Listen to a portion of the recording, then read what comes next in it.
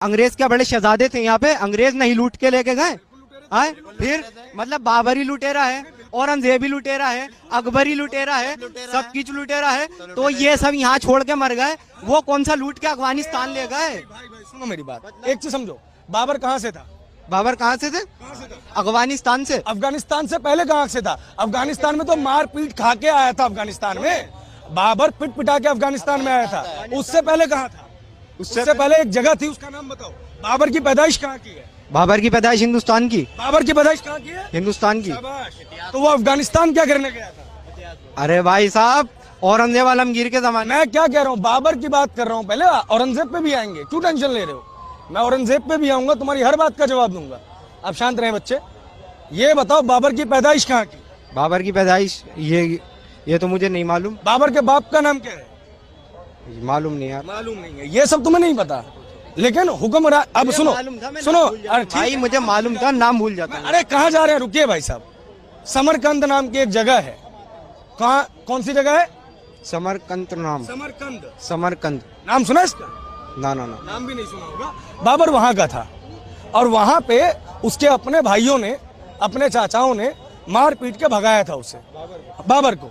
और वो अफगानिस्तान में आया था। कहाँ पे आया था? अफगानिस्तान। अफगानिस्तान से वो भारत पहुंचा। कहाँ पहुंचा? भारत पहुंचा। तो पहली बात, वो भारतीय नहीं था, वो बाहरी था।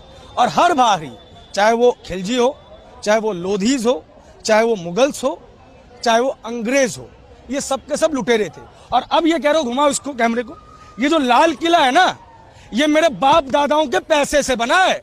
अफगानिस्तान से पैसा नहीं आया था इसको बनाने के लिए, ये मेरे बाप दादों का पैसा था। मेरे से जो जजिया लिया गया ना, सुनो मेरी बात, सुनो, अरे सुनो, मुझसे जो जजिया लिया गया, जो मुझसे धार्मिक कर वसूल किया गया, उनसे तुमने अपने महल बनाए।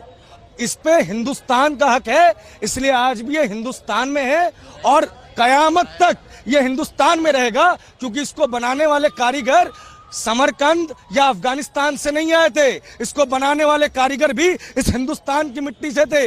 ताजमहल का पत्थर मकराना मेरे राजस्थान से आया है, उसको बनाने वाला कारीगर मेरे हिंदुस्तान का था।